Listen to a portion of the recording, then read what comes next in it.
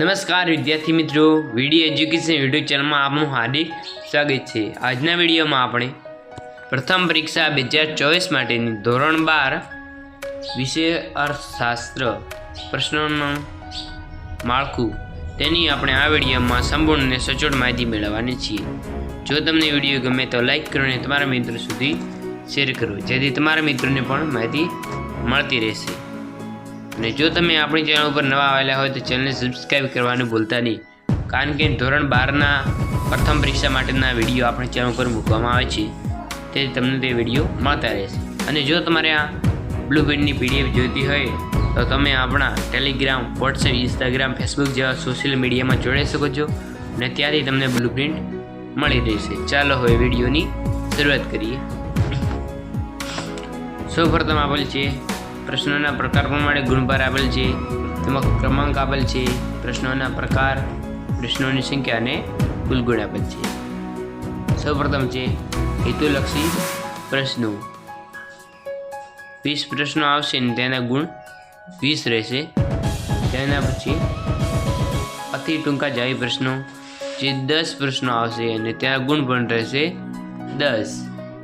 પછી ત્રીજો છે ટૂંકા જાવી પ્રશ્નો, જે તમારે 16 પ્રશ્નો આવશે કુલ, તેમજ તમારે ગમે તે 12 પ્રશ્નો લખવાના રહેશે, તેના ગુણ હશે 24।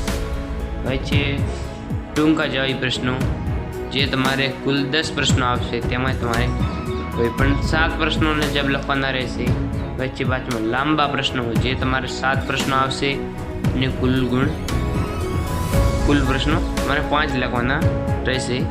હવે અહીં તમારે કુલ 63 પ્રશ્નો તમારા પ્રશ્ન પેપરમાં આવશે, તેમજ તમારે 54 પ્રશ્નો લખવાના રહેશે અને કુલ ગુણ તમારા પેપરના 100 હશે। હવે અહીં વિભાગ પ્રમાણે ગુણભાર આપેલ છે। તમારે પ્રથમ પરીક્ષાનું પેપર કેવું આવશે, કયા વિભાગમાં કેવા પ્રશ્નો પૂછાશે અને કયા વિભાગનો ગુણભાર કેટલો હશે તે આપણે અહીં જોવાના છીએ। હવે વિભાગ પ્રમાણે ગુણભાર આપેલ છે। પ્રશ્નક્રમ વિભાગ તથા પ્રશ્નની રીતને ગુણ આપેલ છે। વિભાગે તેમાં પ્રશ્નક્રમ 1 થી 20 હશે। નીચે આપેલા 1 થી 20 હેતુલક્ષી પ્રશ્નો આપેલ છે, તેના માટે યોગ્ય વિકલ્પ શોધી ઉત્તર લખવાનો રહેશે। દરેકના 20 ગુણ। હેતુલક્ષી એટલે કે MCQ પ્રશ્નો આવશે, તેના ગુણ રહેશે 20। હવે વિભાગ બી આપેલ છે, તેમાં પ્રશ્ન ક્રમાંક 21 થી 30 હશે। તેમાં 1-2 વાક્યમાં જવાબ લખવાનો રહેશે, દરેકનો ગુણ રહેશે 1 અને કુલ ગુણ હશે 10। હવે વિભાગ સી આપેલ છે, તેમાં 31 થી 46 પ્રશ્નો હશે। નીચે આપેલ પ્રશ્નોના 31 થી 46ના 16 પ્રશ્નોમાં તમારે કોઈ પણ 12 પ્રશ્નો લખવાના રહેશે અને દરેકના ગુણ 2 હશે અને કુલ ગુણ 24 હશે। જો તમે આપણી ટેલિગ્રામ ચેનલ અને વોટ્સએપ ચેનલ હજુ સુધી તમે જોઈન ન કરી હોય તો જોઈન કરી લેજો, કારણ કે ત્યાં તમને પ્રથમ પરીક્ષાને લગતી બધું જ મટીરિયલ મળી રહેશે અને તમે આ સ્કેન કરીને પણ જોઈન થઈ શકો છો। અને ટેલિગ્રામ અને વોટ્સએપ ચેનલમાં જોઈન થવાની લિંક પણ તમને નીચે ડિસ્ક્રિપ્શન બોક્સમાં આપેલ છે, ત્યાં તમે જોઈન થઈ શકો છો।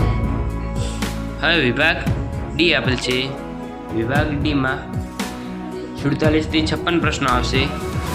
તેમાં નીચે આપેલા પ્રશ્નોના ક્રમાંક 47-56ના 10 પ્રશ્નોમાં તમારે કોઈ પણ 7 પ્રશ્નો લખવાના રહેશે અને તેમના જવાબદાર મુદ્દાસર લખવાના રહેશે, દરેકને ગુણ 3 હશે અને કુલ ગુણ 21 હશે। હવે પ્રશ્ન ક્રમાંક 57 થી 63 અને તે વિભાગ ઈ હશે। નીચે આપેલા પ્રશ્ન ક્રમાંક 57 થી 63 7 પ્રશ્નોના જે કોઈ પણ તમારે 5 પ્રશ્નો લખવાના રહેશે, સવિસ્તાર ઉત્તર લખવાના રહેશે અને દરેકનો ગુણ 5 હશે અને કુલ ગુણ 25 હશે।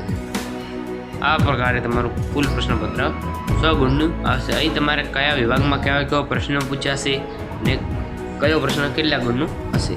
હવે જે સૂચના આપેલ છે, વિભાગ એમાં પ્રશ્ન ક્રમાંક 63 અને તેના વિશ્લેષણોને લગતા પૂછવાના રહેશે, જેમાં સમય આધારિત રેખાકૃતિ, સાદી સ્તંભાકૃતિ, પાસેની સ્તંભાકૃતિ કે વિભાજિત સ્તંભામાંથી પૂછવાની રહેશે। આ પ્રશ્નપત્રમાં દ્રષ્ટિહીન વિદ્યાર્થી માટે સમજૂતી આપવાનું તેમની સ્પષ્ટ નોંધ કરનાર રહેશે। આ તમારા માટે આ જે જેની આંખો ન હોય તેને દેખાત ન હોય અંધ વ્યક્તિ હોય તેના માટે આ સૂચના લાગુ હોય છે.